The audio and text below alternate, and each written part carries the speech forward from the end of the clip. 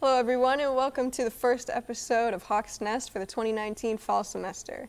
Today we'll be discussing everything regarding SEMO's athletics, which includes football, soccer, and volleyball.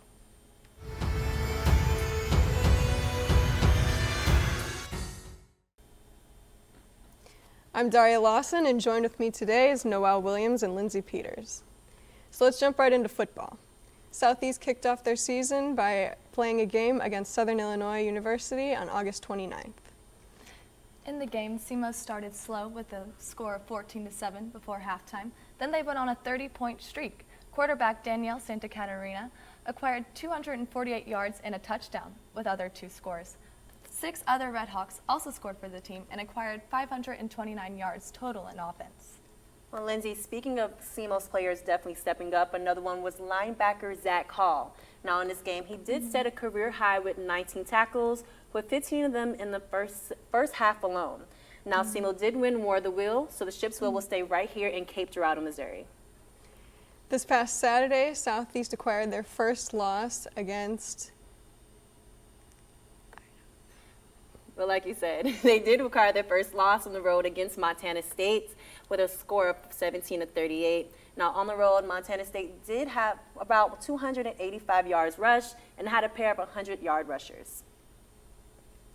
Before they could acquire that loss on the road, SEMO set a new record that both teams now have. Kendrick Tiller kicked a 55-yard field goal. That was the longest completed field goal both teams now have. Southeast's next football game will be against the University of Missouri, and it'll be this coming Saturday at 6:30. So let's get into soccer.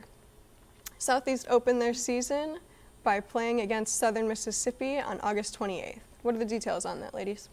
Well, I'm going to kick it back all the way to last season, where they definitely did end on heartbreak against Eastern Illinois in double overtime with a penalty kick.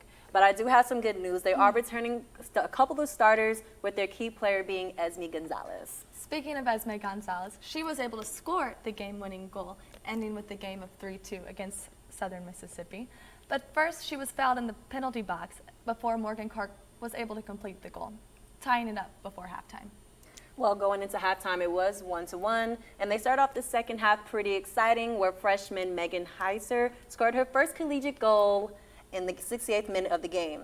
Shortly after, Southern Miss did tie up the game with a penalty kick, but like you said, Gonzalez did have the winning goal, where the Redhawks won with a score of 3-2, and she did score in the last 10 minutes of the game. Since their season opener, Southeast has been on a road trip, losing 2 out of the 3 games that they played to the University of Mississippi and the University of Arkansas.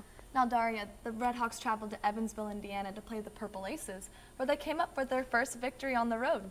11 shots were taken on goal for the Redhawks, where 3 of them were from Megan Heiser. It wasn't until senior Cassidy Thompson was able to score the game-winning goal. Well, Southeast's next game won't be until this weekend against the University of Arkansas. It'll be their last game to end their 4-game road trip. Now, I know volleyball has kind of had an up and down scoring this year. How does it compare to last year? Now, last year they came off a great season. They tied their highest score record from 2013. They ended with a record of 16-14, acquiring 8 OVC wins. Thankfully, the Redhawks will also be returning 2 assets to the team, one being Claire Oakes, the setter, and Lainey Malloy, the outside hitter.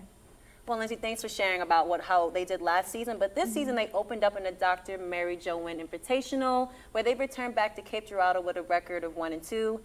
At that invitation, they lost to DePaul, and they also lost to Missouri State, but defeating Jacksonville. But they did come back to Cape Girardeau to host their own invitational. Can you tell us a little bit about that? Oh, it was so exciting. They went with 3 sweeps for each team. I bet you know more. Well, in the opening innings, they won both of them in just 3 sets. Outsider Lainey Malloy did average, or had actually led the team offensively with 15 kills, and as a whole, they did have 8 blocks in just the opening set. Now the excitement carried over into Saturday when the Redhawks were able to clinch the invitational title. Outside hitter Lainey Malloy was also named on the tournament team, where Claire Oakes was named the MVP of the invitational, acquiring 29 assists during the game.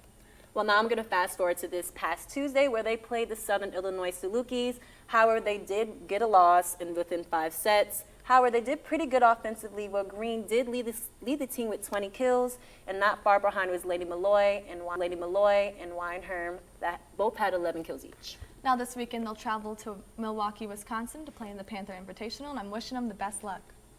Well, that's all we have for today. Thank you for joining me, Noelle and Lindsay, and you can catch us next week on another episode of Hawk's Nest.